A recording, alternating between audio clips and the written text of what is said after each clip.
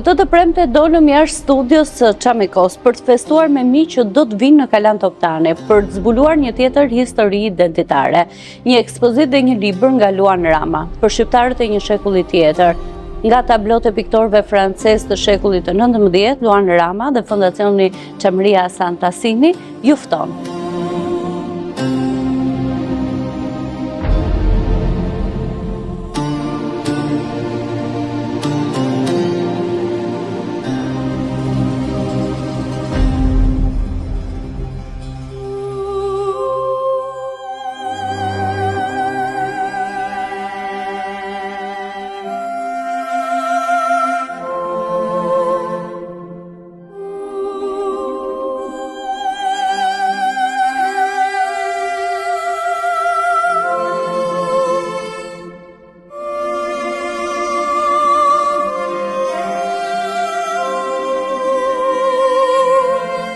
Mirë se vini në këtë hapësirë të veçantë brenda mureve të Kalas, Tiranës, atje ku historia takon artin dhe kujtesa jonë kombëtare pasqyrohet përmes syrit të artistëve të piktorëve francezë të shekullit të 19.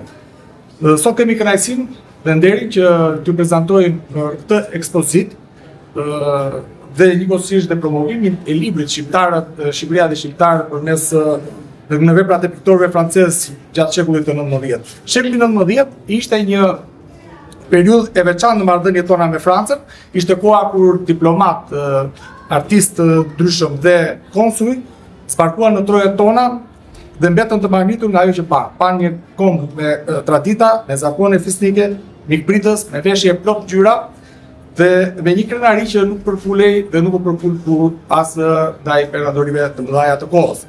Piktorët francezë që udhëtuan në Shqipëri, qoftë si pjesë të misioneve diplomatike, qoftë edhe të udhëhequr nga kurioziteti për të vizituar zonën tonë, sollën në kanavacat e tyre mënyrën si ata na pan neve. Dhe këto vepra të shpërndara sot në muze apo edhe në koleksione private në gjithë botën përbëjnë një dëshmi të çmuar të identitetit tonë kombëtar.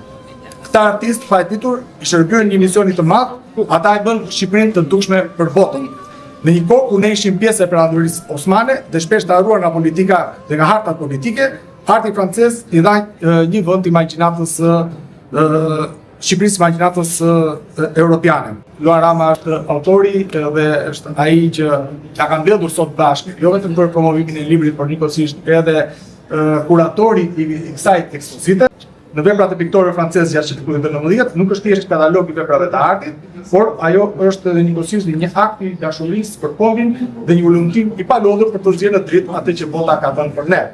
Dhe gjithashtu është edhe një dhuratë e çmuar për brezat që vijnë.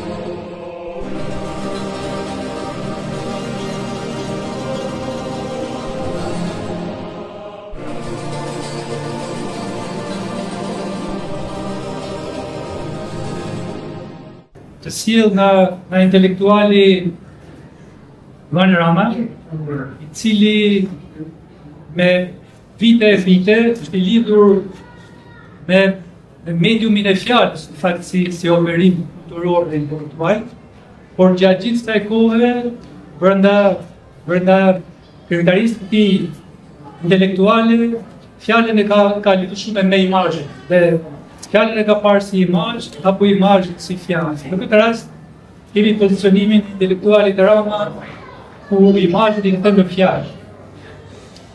Dhe kjo nisëm apo ky eksplorim duket se zë fill në vitet 90 kur Luan Rama është në Paris dhe ka kontakte drejt për drejt me tesare të pazbukuar apo pak të zbuluara të drejtimit orientalist me vëmendjes së 2 apo 3 kryeqendra apo kryesisht 2 kryeqendrave të rëndësishme të shekullit të 19, Anglia dhe Franca, të cilët në kohën e shturjes së perandorisë otomane patën një interes lidhur edhe me shumë zhvillime të tjera gjeografike apo historike e politike, pasi po shturoi perandoria osmane, ndërkohë zhvillimet teknologjike kishin mundësuar udhëtimet dhe pati një interes të madh për kulturën orientale nga perëndimi, duke i dhënë një zhvillimi kulturor që quhet orientalizëm, pjesë të cilit Luan Rama është sot, pasi është dhe lektor në Institutin të studimeve dhe historive dhe gjuhës orientale në Paris.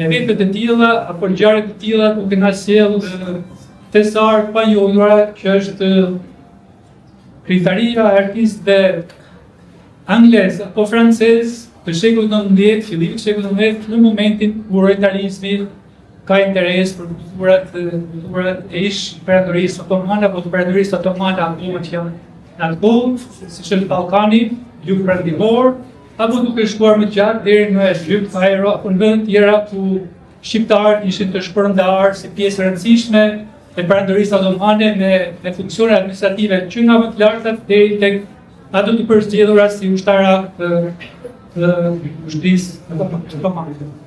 Faleminderit shumë, faleminderit që keni ardhur sot në promovimin e këtij libri dhe njëkohësisht edhe të kësaj ekspozite.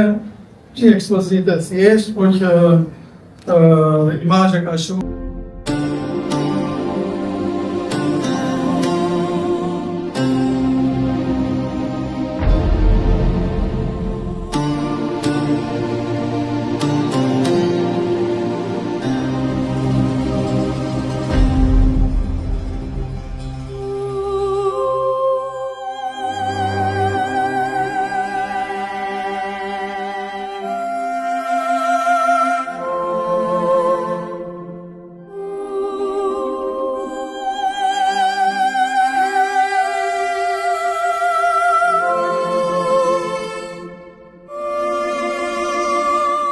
Përshëndetje dhe mirë se vini në Çamiko. Në këtë takim të radhës jam zhvendosur në Kalan Toptani, në Kalan e Kryeqytetit, për të manifestuar imazhe shumë të bukura e përmes këtyre imazheve, tablove të ngjyra që vijnë nga tablot e shekullit të 19 nga Franca, bashkë me personazhin Luan Ramën që tashmë do kam kënaqësinë ta mirëpres për të tilla situash evente të bukura që na bëjmë bashkë.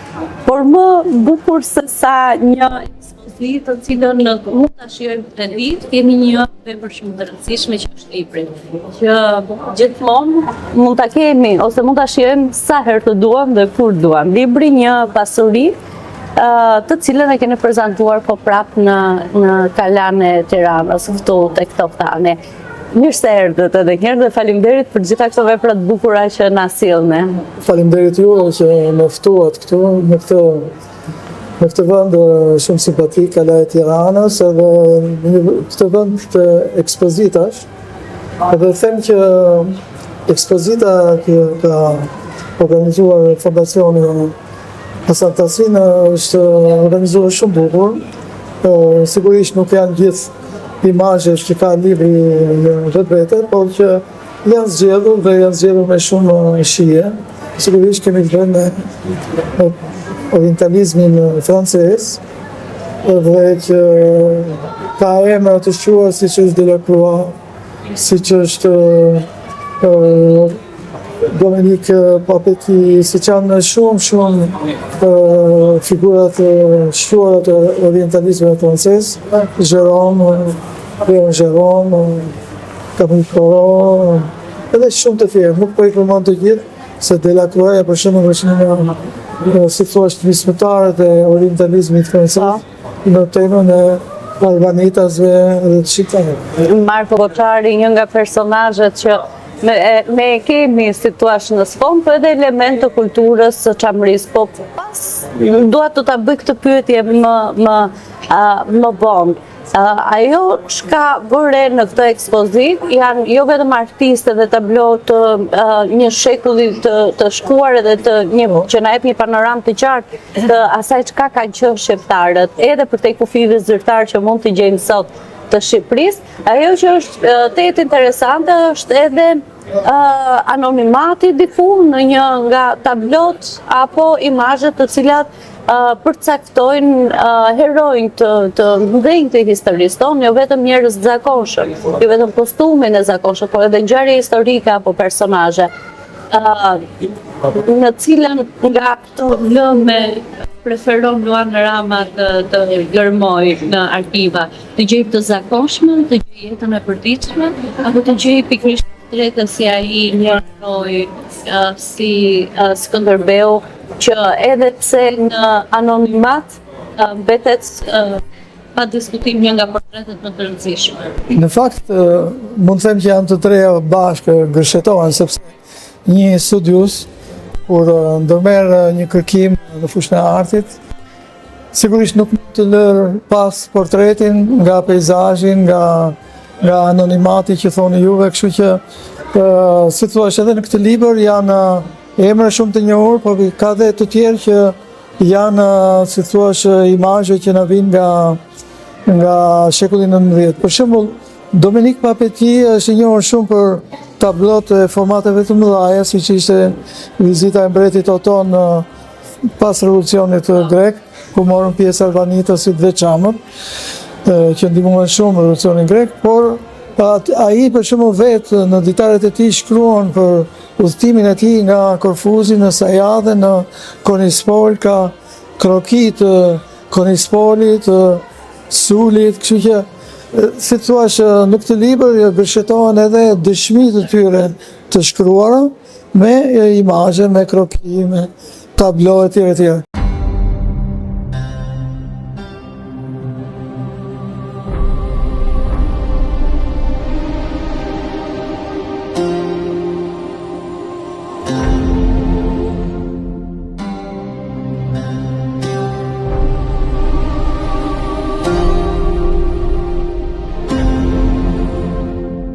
Këtu, si thua, ka një kronologji, janë shumë portreti Skënder 1500, 1600, 1700, por si thua ka dhe imazhe mbi të gjitha për shekullin e 19, ku janë piktorët më në zë të orientalizmit francez.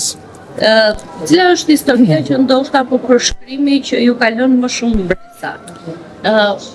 Për mua letimi Eduard Lir ka qenë një nga gjërat më joshse që më shqetësuar, sepse jetoja në një periudhë që nuk ishte e jona, po që gjithsesi natyra na ofron të ruaj disa testare, ndoshta edhe si kujtime në jetën e atyre që ndoshta vinin tek ne si rrëfime të trashëguara brez pas breze.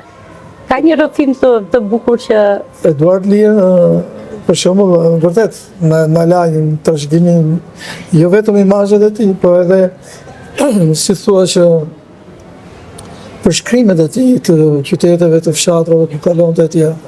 Dhe ka dhe anekdota që e bëjnë vërtet sikur e përjeton këtë udhëtim. Por si thua Leon Gérôme është një piktor shumë i shuar, ai udhëtoi shumë në Egjiptin e Mehmet Ali Pashës, udhëtoi në Nil, bëri shumë tablo, mund të ketë bërë një 80 tablo të shqiptarëve me fustanella, kështu që si thua, por ai kishte edhe ditarin e tij, kupton, ku përshkruan takime me personazhe të tjerë, si thua, figura të kohës, dhe na e ka lënë këtë lloj dëshmie, siç e ka lënë edhe Eduard Lir. Kështu që prandaj edhe ka një paralelizëm midis Eduard Lir dhe Leon Gérôme. Janë shumë histori të bukura. Mund të veçoj dhe me qenë se e hapa librin tashmë me Graco Liote, është një koleksion i Luvrit, një vepër shumë e rëndësishme që rrëfen shumë për guximin, kurajon. Lidhur me Graco Liote, janë shumë piktorë që kanë, jo vetëm francez, po edhe italian, gjerman, të shekullit 19. Kështu që kjo është një tablo vërtet e fuqishme, shumë dramatike, po kështu janë dhe piktorë të tjerë që i kanë vizatuar, si thosh, këto gra, jo vetëm në Misolonq, por edhe në Sul. Suli për shembull është vërtet mbahet si një nga referencat më të mëdha të orientalizmit. Për shembull shumë piktorë të orientalizmit janë referuar Sulit, sepse ishte shumë dramatik. Gratë e Sulit që hidhen për mos u kapur nga turqit ishte një gjëja më e jashtëzakonshme për publikun francez, jo vetëm francez, por edhe evropian.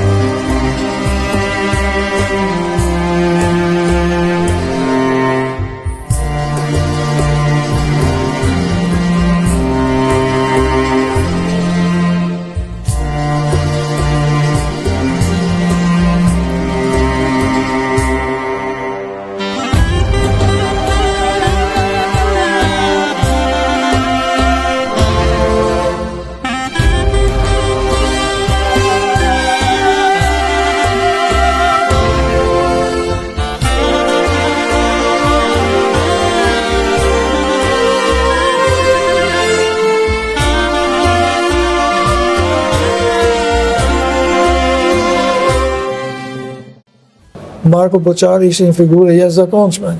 Për shembull, unë në Francë u bë një opera për Marko Boçarin, një teatr, por kështu si thua disa autorë i kanë dhënë fytyrë Marko Boçarit. Ja, është e rëndësishme që edhe ne të flasim sot për këta heron që ndoshta duket sikur anashkalohen ose sikur mohen në një botë kur ka shumë marketing, shumë rrjete sociale, shumë. Është e rëndësishme them që domethënë ne në këtë libër, në këtë ekspozit evidentojmë pikërisht anën shqiptare. Për shembull, shqiptarët kanë qenë një nga elementet më të fuqishëm të revolucionit grek. Grekët që nga fillimi i shekullit 20 nuk e sfumuan kontributin e arbanitasve, e sfumuan kontributin e çamëve që dhanë në revolucionin grek. Për shembull, në Hidra është një muzeum ku janë edhe gra me mbiemrin Çamës. Dhe që kanë qenë familje të mëdha të cilat kanë zbritur nga Epiri, kanë zbritur në ishujt e Hidrës dhe të Specave dhe kanë kontribuar me financat e tyre për revolucionin grek. Mirë, këto gjëra duhen rilevuar, siç është e vërteta. Dhe them që ndoshta në një ekspozit tjetër mund të evidentohen dhe këto portrete mjaft interesante që janë pikturuar dhe nga vetë grekët, por që nuk tregohet origjina e tyre.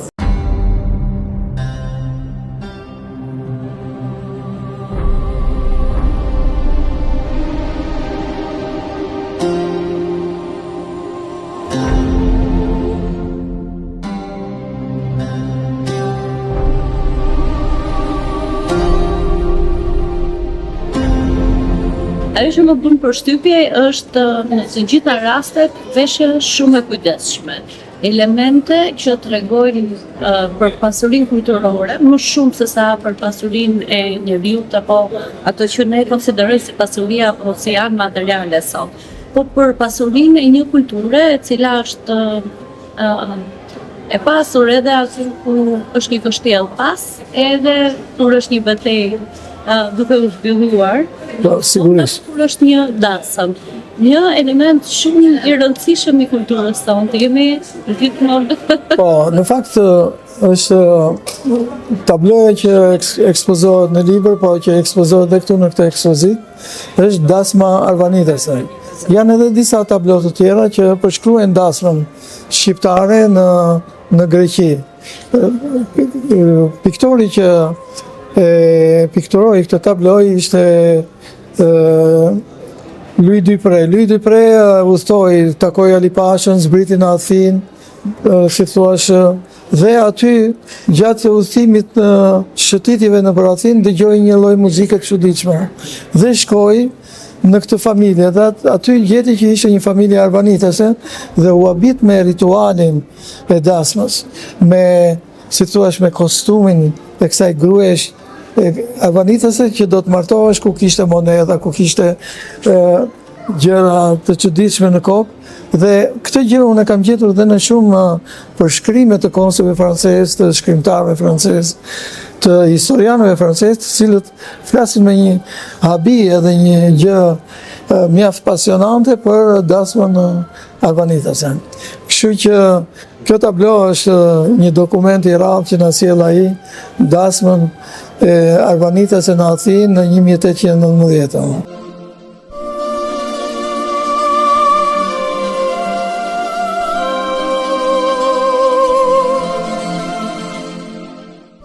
Shumë e bukur ti shohësh të gjitha këto portrete, po edhe më interesante të lexojmë librin për te ekspozitës. Një libër që duket se ka dalë shumë bukur nga ana grafike e dizajni.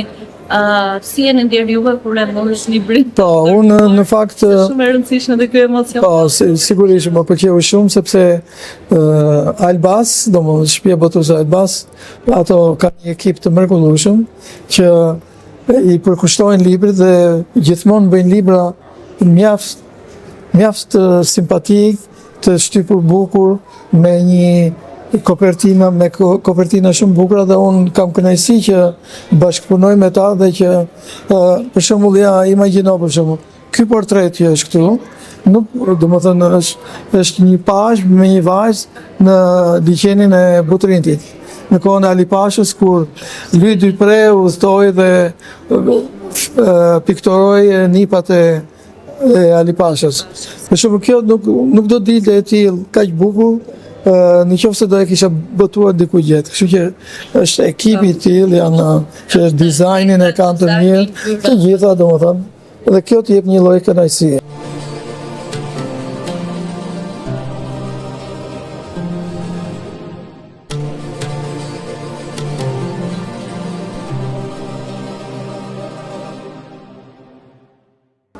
Sa e shijuat këtë vizitë në Tiranë, nga Parisi këtyre veprave edhe ku vjeni në lëmin e arkivave, gjetjeve, leximeve tuaja, e kërkimeve tuaja shkencore, sa shijoni një vizitë në Tiranë, një vizitë si kjo? Vizitat në Tiranë janë gjithmonë të mrekullueshme, gjithmonë vi me një botim të ri ose me një konferencë, si thuash, ka gjithmonë një objektiv. Dhe objektivi është gjithmonë kultura, është libri, është filmi. Për shembull, presim të mbarohet një film për Çamërinë tani së shpejti. Si thuash, unë jam një lloj udhëtari i përhershëm midis Parisit dhe Tiranës, ku është kultura, janë librat, janë imazhet, janë pikturat, si studius i pikturës, që më joshin, më pasionojnë edhe më bëjnë çdo vizitë shumë të bukur. Dhe është vërtet kaq bukur që të kisha sot në Xhamiko, të kisha sot në një intervistë si kjo, edhe të shijoja jo vetëm ekspozitën, por të marrë edhe librin. Tani para se unë ta mbyll këtë takim me Xhamiko, po të kërkoj edhe ty. Është një kënaqësi e veçantë. Është një kënaqësi e veçantë sepse e para që ti po jep një kontribut veçantë me Xhamikon, por jo vetëm me Xhamikon. Edhe në fushën e medjave i kam lexuar me interes edhe shkrimet tuaja. Falenderoj Arzami shumë, dhe ardhur nga ju pa diskutim ka një vlerë tjetër për mua.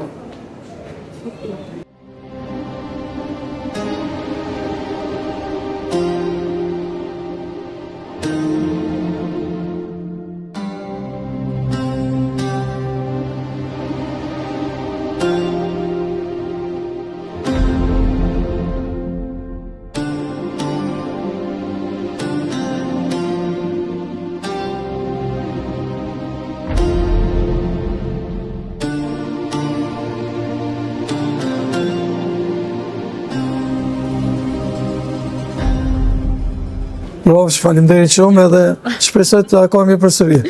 Patjetër, dhe gjithmonë për diçka tjetër, për art, për letërsi, Do kemi gjithmonë diçka për thënë. Filmi është i rëndësishëm. Faleminderit për Faleminderit shumë. Kënaqësi. dëgjues dhe të Çamikos për çdo të premte në orën 20:00 kemi qenë besnik të këtij programi që na ka mbusur zemrën. Faleminderit.